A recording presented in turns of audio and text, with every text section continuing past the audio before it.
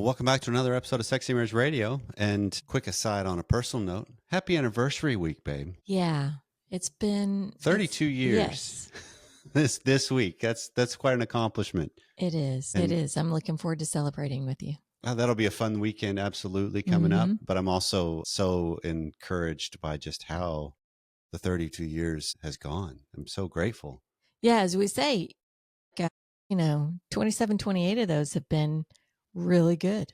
That's a fair point because some of them not good at all. And the others are where we really learned.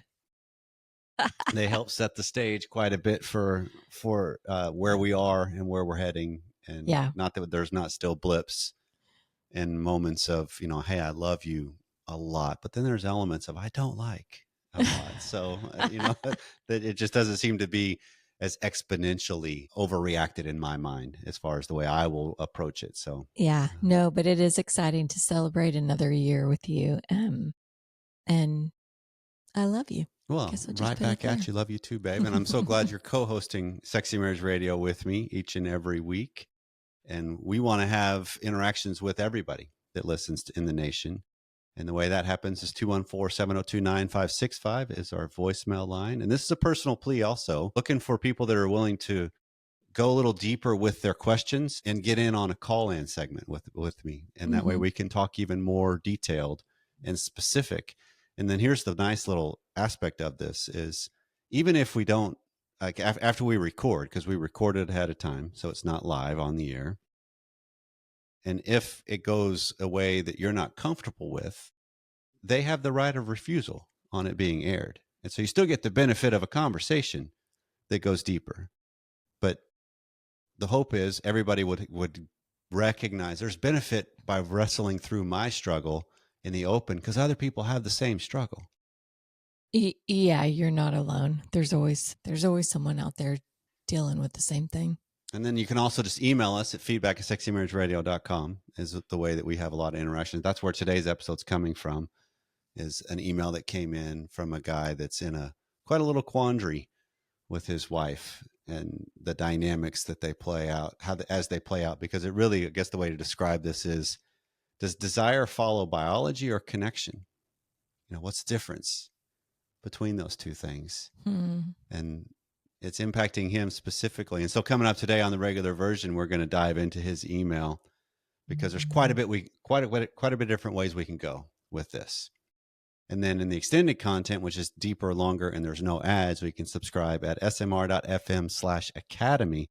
We're just going to keep the dialogue going. And so, sir, I've got your email that came in, so I will send you a link if you're not an Academy member because I didn't go through and check.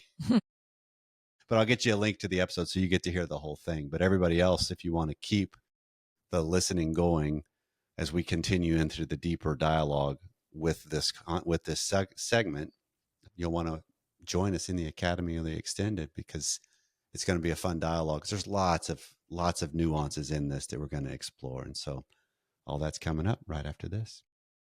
So here's the email that came in. And it's from my husband. It says, I've been listening for quite a while, as well as many other podcasts, and I've got an issue that nobody really seems to cover. So my wife is only interested in sex during ovulation, and I don't feel like she wants me, but she's only focused on fulfilling hormonal urges because she has zero interest in any physical touch every other day of the month.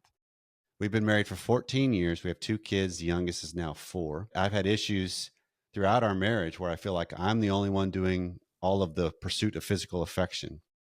And I'm the only one initiating hugs, kisses, cuddles, sex, everything. I've brought this up a few times and it doesn't seem to get us anywhere, which that's a very common thread that we'll hear from the higher desires. I've done some communication classes at work, and one of the classes brought up to come with actual facts. So about 5 years ago, I started tracking who's initiating the feelings, and it looked like it was always me. I tracked it for close to a year and realized that if I come with this data, I was in too much of a combative frame of mind and it would be a bad idea, which is absolutely, I would confirm. Very perceptive job. So good job. I set it aside.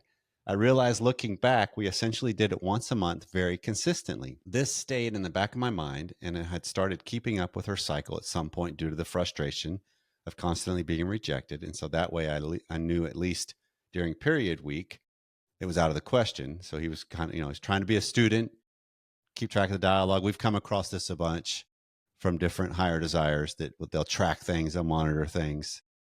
And what you do with it is what matters. The fact that you do it, I'm not going to take an issue with. Right. I mean, part of being a student for some people, it's data points, right? Because some of this is numbers don't lie. He's trying to prevent rejection if he can. And so if you can be smarter about your playground and the playing field, that's probably a good idea. Well, his wife's got Mittelschmerz, which is pain during ovulation. So that's that technical term for it, just so everybody's aware. And so it makes it easy to know when she's ovulating because she'll have sharp pain. It's usually on one side of the abdomen in general. But it'll play out a variety of different ways for women. But after realizing this, at first it was nice because I knew we were going to have a good time, right? That was kind of a signal of, hey, sex will be happening because she's going to be ovulating.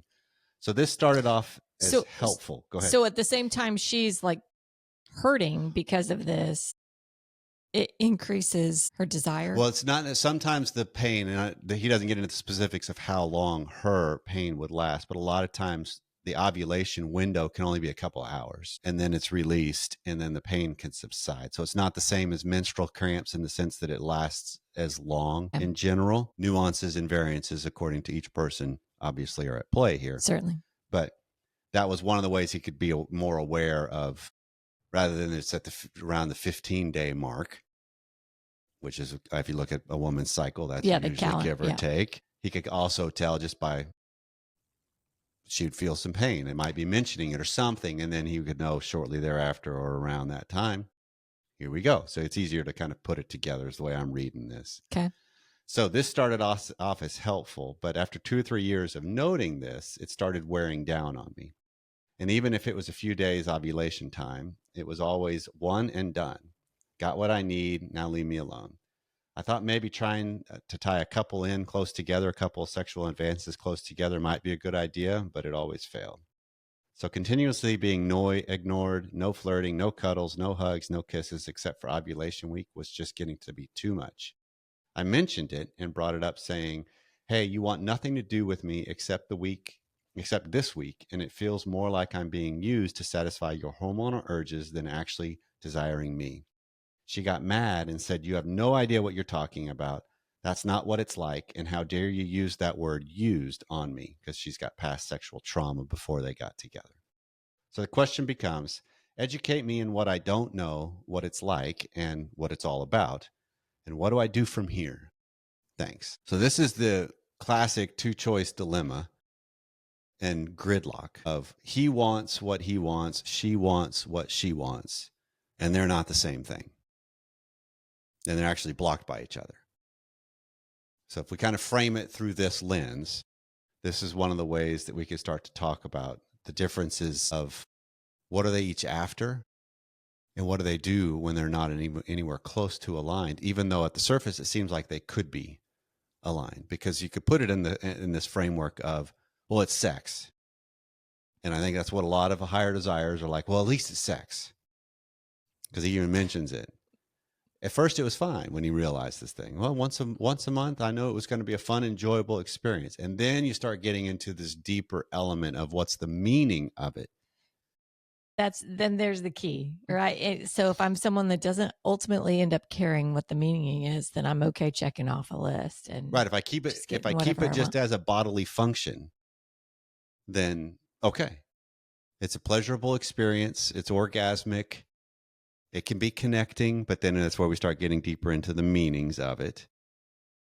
And okay, so that's fine. But then you start looking at it through a deeper lens of, but is it? Because he's describing, he wants something that's a lot more all-inclusive of a relationship, not just the act of. And does she not want to have that connection? I mean, what ways, I wonder, does she want to connect? I guess I'm asking questions that we can't answer because well, I mean, from his map of her, and that's what we have to go on. So I'm not trying to make this about her specifically, but this is the way he is describing, his brain is describing her in a way that, as far as affectionate interaction is not something that's on a priority list at all unless it's associated with a biological drive. He has a meaning attached to a affectionate connection as something more than just a biological drive at face value. Yeah. Because there's an element of, this is that classic, I'm a high touch person and you're not. And so therefore, if you were to speak my love language like I want you to, there would be a lot more touch going on, sexual and otherwise. And oftentimes what seems to happen is high touch affection people marry low touch affection people. And at what point do you bring in? I mean, we just have this real quick touch on she got upset that he used the word used because she's had past trauma. How does her past trauma play into this lack of wanting sexual encounters? There's got to be something That's there. where you get into the meaning components of it. Yeah. And now all of a sudden the meaning context has changed. I get two things out of that piece. There's got to be something there that obviously we can't answer because we don't have her input here. But on that same note, I think any of us in a relationship, no matter what went on in our history, I struggle with her throwing the used word at him because she's had past trauma. Right, where she felt used. She felt used. But now the same thing is happening in reverse. She's doing it to him. Right. And is blind or unaware. Yeah. And so I hope people listening hear that. And even if I've been the one that's had that history, I got to open my eyes to what I'm doing. To the possibility that I'm doing the same thing, because this is something that really does happen a lot. Yeah. She's doing this and creating this feeling.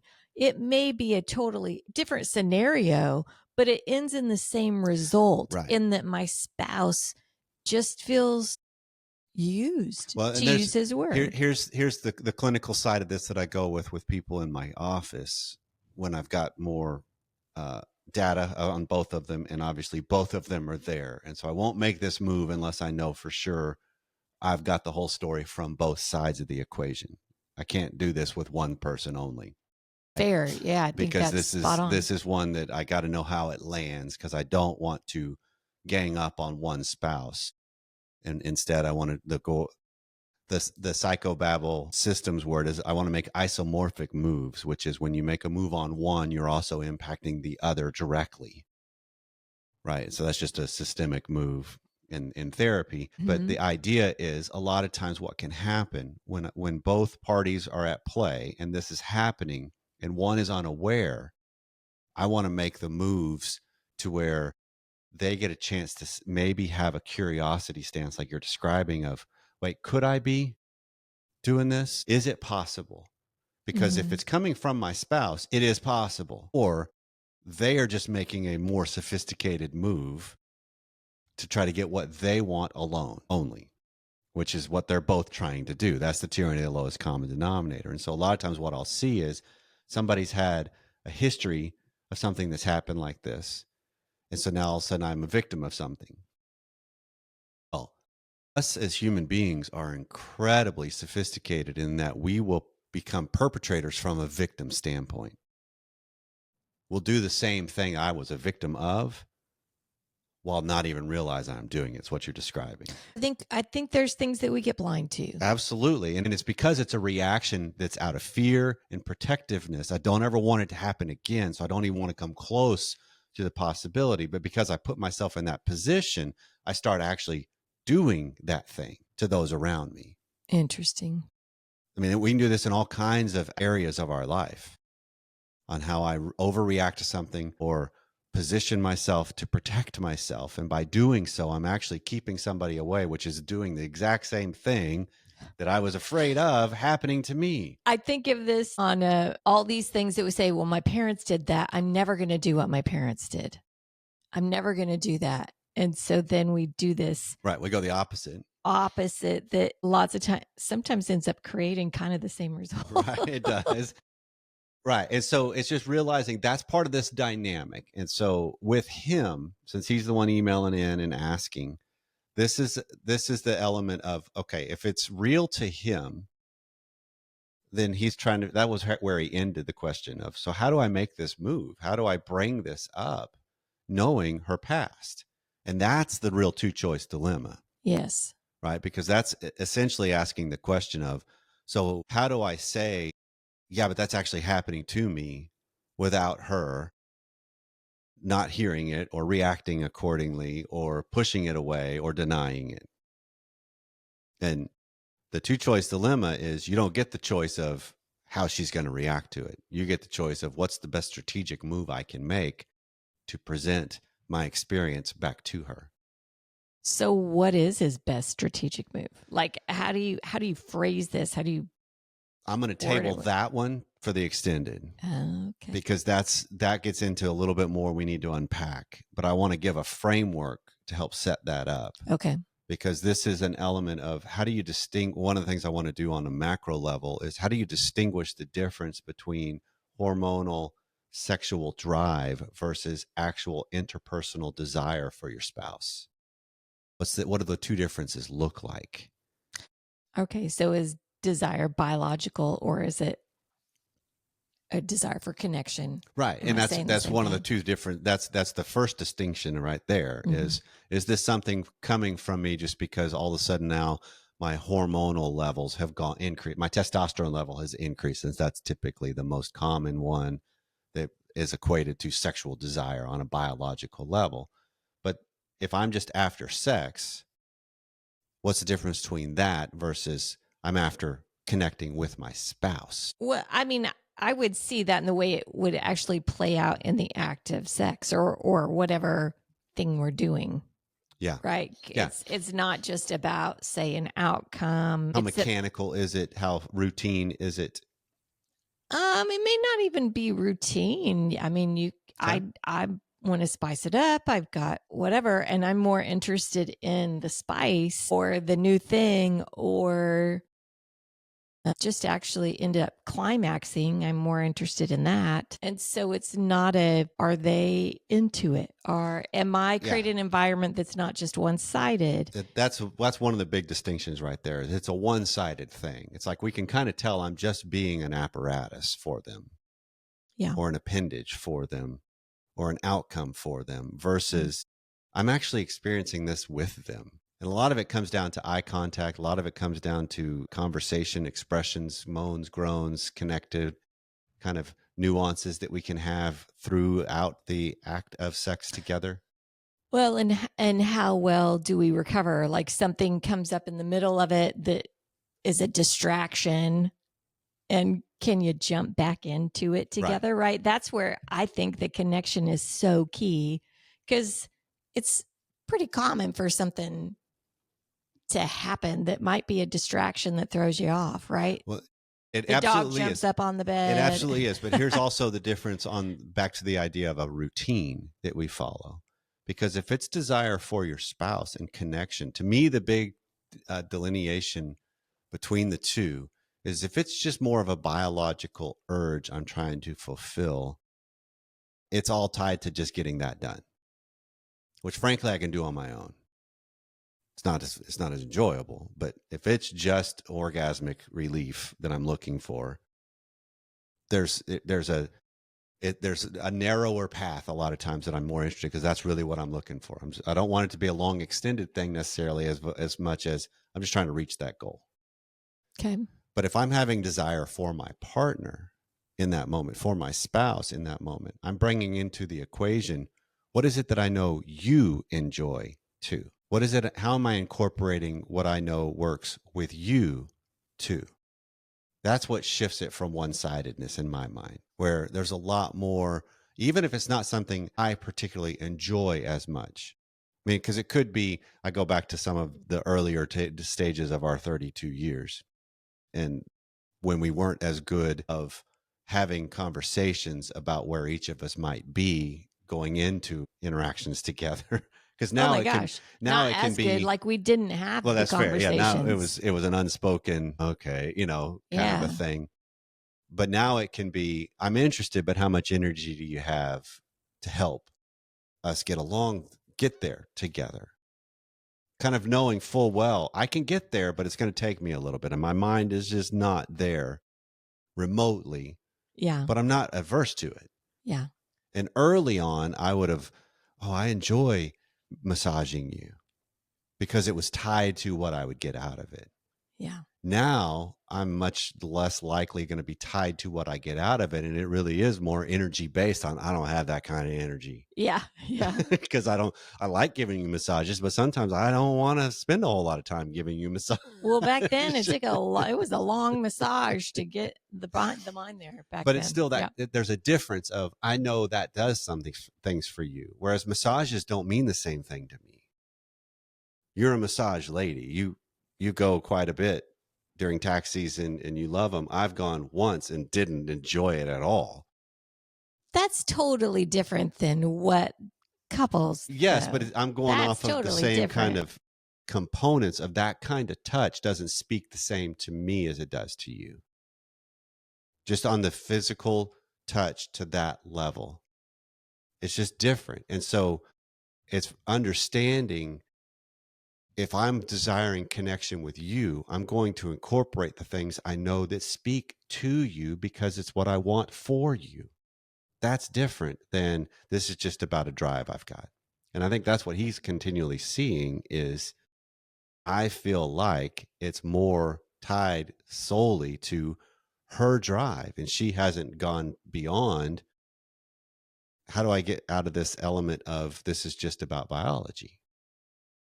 And I get into an element of this can be about connectedness. This can be about him. He wants to be wanted. Yes. Yeah, that's a great way to kind of capture it completely, is he wants to be wanted and not just once a month. Yeah. Because there is an element that's important to realize, that while it could be she's really more on the continuum of this is just about the sex, it also is something she's choosing to pursue with him that once a month. He is still included in it that once a month. Because I've had clients in the past that their spouses weren't even included. They would just take care of it themselves, or they would go elsewhere, which that's a whole other element that opens up a bunch of cans of worms. So are you saying, hey, okay, you at least have this positive step that, well, when she's into it, she does want you. There's a framework of that can be at play, which he talked about early on. Mm-hmm. It was at play, and it kind of made it enjoyable. But then it became, when you couple that with everything else that's going on, it becomes more of a beatdown, more of a, okay, it's just, that actually is kind of rejection. And so part of, and I'm going to end it with the regular version here, because I think this is a good place to kind of land it, because this is a little bit of a harder move on how you approach this. But if he really does feel like he's quote unquote being used for her biological drive, when that time of the month comes, him accepting that regularly, what message does that convey? That's part of his two-choice dilemma here. Because he's tried to bring it up on an intellectual level of, hey, I feel like this is going on, and I feel like I'm just being used, to which that was a code word that really triggered her, triggered a lot of things. But the other step you can add to this is, when that happens again, if you accept it, you're saying you're okay with it. And this is the big dilemma of, now what do I do if I actually rock the boat to the level of, I'm not okay with this, so I'm not going to participate in it to this level anymore. That's a big move. It absolutely is. And I'm not necessarily, this is not a prescription to do it. This is just a framework to look at. Ask the question. How do I see what's going on? And then what does that do on my culpability with how things have continued to go on? Because he's come at this from an intellectual level. So what do you do if you came at it from a more emotional level, and you came at it from a more physical level of, okay, my words aren't landing here. So how do I be in line with what I say I'm really wanting while still pursuing what it is I'm saying I'm really wanting? Because I have to be in congruence here. There's got to be some words that would get through, don't you think? Yes, I think there is. And let's jump in there, and then we'll also get back to what are the moves we really need to be making when we're in these situations where we kind of tabled it in the regular version. Yeah, in the extended content. We'll do that right after this in the extended.